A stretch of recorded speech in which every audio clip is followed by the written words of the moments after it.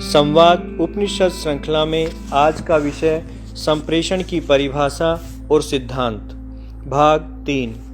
धरातल। संप्रेषण जीवन को सार्थक बना देता है। यह व्यक्ति की विरासत है, उसको प्रकृति का दिया वरदान है। खाना पीना, मौज मस्ती आदि सब इसके आगे गौण है। संप्रेषण बिना वे सारहीन है। संप्रेषण का आधार अभिव्यक्ति ही सृष्टि का मूल है, ब्रह्म का विवर्त है। संप्रेषण एक प्रेरक शक्ति है।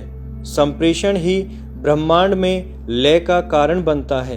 यही जीवन में भक्ति और आत्मचिंतन की भूमिका निर्धारित करता है।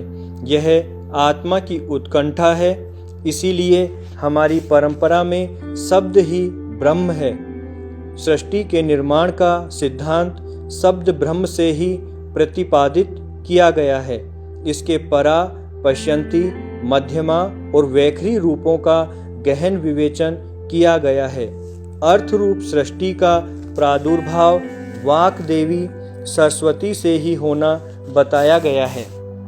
शब्द के प्रकट होने की प्रक्रिया अपने आप में कोई स्वतंत्र क्रिया नहीं है। प्रकट होने से पहले शब्द विचारों में या बुद्धि में आता है। मन की इच्छा बुद्धि को प्रेरित करती है। आत्मा से प्रेरित होकर मन बुद्धि के माध्यम से इसकी अभिव्यक्ति करता है। आत्मा की भाषा ही परा है।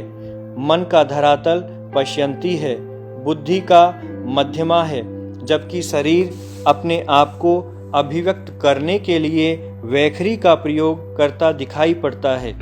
बुद्धि से प्रेरित होते ही प्राणों में हलचल होती है, वायु स्फुरित होता है और ध्वनि पैदा होती है।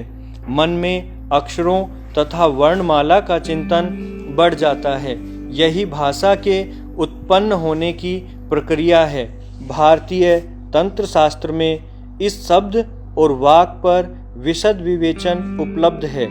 इतना ही नहीं, यह भी बताया गया है कि किस प्रकार मंत्र जाप के द्वारा वाक को अर्थ पदार्थ में रूपांतरित किया जा सकता है तथा इच्छित फल प्राप्त किए जा सकते हैं। जहाँ सरस्वती है वहाँ लक्ष्मी है। जहाँ सरस्वती या विद्या नहीं है वहाँ लक्ष्मी कैसे आ सकती है?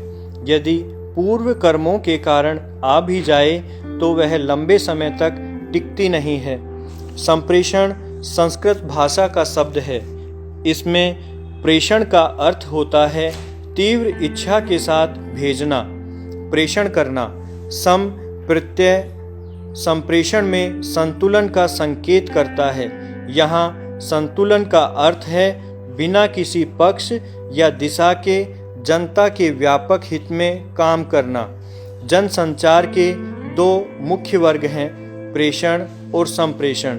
संप्रेषण का अर्थ है आत्मा के स्तर पर संवाद स्थापित करना, जबकि प्रेषण का अर्थ है दिन प्रतिदिन का सामान्य संवाद। इसमें सीमित विचार, स्वार्थ, आकांक्षाएं या निर्धारित विषय या समस्या के संदर्भ में निजी धारणाएं आदि हो सकती हैं।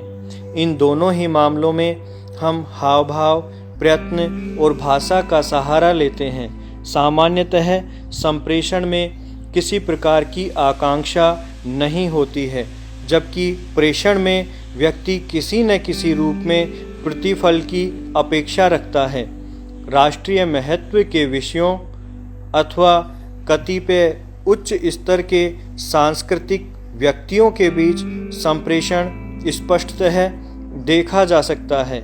हमारे चारों ओर व्याप्त अदृष्ट शक्ति के प्रति हमारी पवित्र निष्ठा ही संप्रेषण का मुख्य आधार है।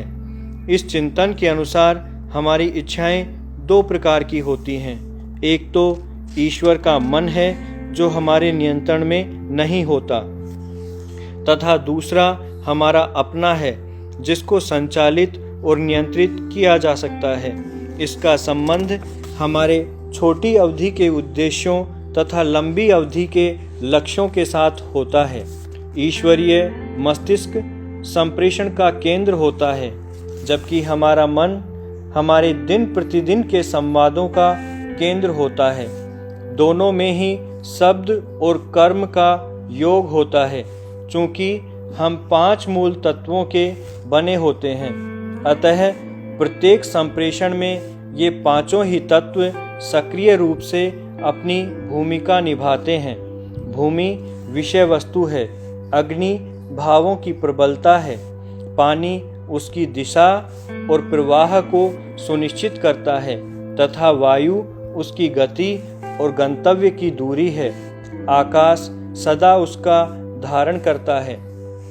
ईश्वरीय मन में ये 5 तत्व अत्यंत सूक्ष्म और अदृश्य धरातल पर होते हैं, जिनका नियंत्रण संभव नहीं होता।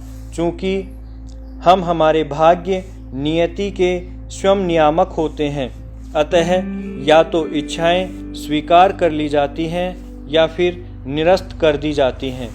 जैसा हम बोते हैं वैसा ही काटते हैं। यदि हमारे जीवन का कोई एक लक्ष्य निर्धारित होता है तो इन दोनों ही मनों से इच्छाएं क्रमशः एक ही समय में उत्पन्न होने लगती हैं और अंत में एक हो जाती हैं। संप्रेषण में इच्छा, क्रिया और प्रयत्न एक साथ जुड़े होते हैं। यहाँ एकाकी भाव नहीं होता, अतः संप्रेषण मन, प्राण और वाक का सम्मिलित रूप है। इसमें व्यक्ति का संपूर्ण व्यक्तित्व समाहित होता है। उसका शरीर, विचार, भावनाएं, अनुभूतियां और उसकी आत्मा। बिना आत्मीय धरातल के संप्रेषण संभव नहीं होता।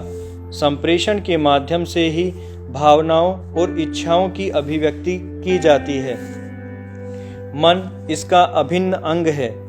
आज टीवी और रेडियो ने संप्रेषण की दुर्दशा करके रख दी है। केवल भाषा रह गई है। व्यक्ति गायब ही हो गया। लिखने वाले और पढ़ने वाले पाठक के बीच परायेपन की दीवार खड़ी हो गई। प्रश्न उठता है, आखिर कौन किसके लिए संप्रेषण कर रहा है? व्यक्ति तो वहाँ है ही नहीं। संप्रेषण की मूल शक्ति व्यक्ति होता है। यह मानवीय धरातल पर कार्य करता है तथा इसकी प्रभावशीलता की परख उस पर होने वाली प्रतिक्रियाओं से होती है। आजकल हम विद्युत तरंगों के माध्यम से आवाज़ सुनते हैं। सुनने वालों या पढ़ने वालों की प्रतिक्रियाएं बोलने वाले या लिखने वाले तक पहुंचती ही नहीं है। मानव का संप्रेषण मानव विहीन हो गया है। इस प्रकार सारा प्रकरण, सारे विषय, सारी भाषाएं मात्र सूचना प्रसारण की शैली पर आकर ठहर गई हैं। संप्रेषण की परिभाषा इस पर लागू नहीं होती। इस बात का आभास अब लोगों को धीरे धीरे होने लगा है। अब आदान प्रदान की भूमिका इंटरैक्टिव माध्यम का नया अभियान शुरू हो गया है। सभी मानने लगे हैं कि संचार माध्यमों को सफलता के लिए इंटरैक्टिव होना पड़ेगा, व्यक्ति से जुड़ना पड़ेगा। इच्छा का स्थान मन है। ज्यों-ज्यों मन का भार बढ़ता है, इच्छाएं भी बढ़ती जाती हैं। इच्छाओं पर हमारा कोई नियंत्रण नहीं होता। हम उनको पैदा नहीं कर सकते, न तो हम उनको स्वीकार कर सकते हैं और न अस्वीकार कर सकते हैं। यदि हम स्वीकार करते हैं तो उनकी अभिव्यक्ति के लिए अनेक साधनों की, जैसे शरीर, शब्द, बुद्धि आदि की तलाश करनी होगी। यदि हम उनको दबाते हैं तो वे अतृप्त रह जाती हैं और अपने आप अंदर ही अंदर विभिन्न रूपों में प्रकट होने लगती हैं। संप्रेषण की प्रक्रिया उतनी ही जटिल होती है जितना कि एक व्यक्ति, पुरुष या स्त्री स्वयं होता है। प्राचीन भारतीय साहित्य में मनुष्यों को विभिन्न वर्गों में बांटा गया है। उनमें प्रत्येक वर्ग का संप्रेषण करने का स्वयं का एक तरीका और भूमिका होती है। मैं यहाँ इनमें से कतिपय वर्गों का उल्लेख करने का प्रयत्न करूँगा। इसके साथ ही अनेक कारण और भी हैं, जैसे कि उसके पिछले जन्म के संस्कार तथा वर्तमान परिवार की परंपराएं, भोजन जो वह खाता है, निजी परिवेश, उसकी उम्र, लिंग, अहम भाव, नियत और अंत में उसकी दृष्टि जो संप्रेषण में प्रतिबिंबित होती है।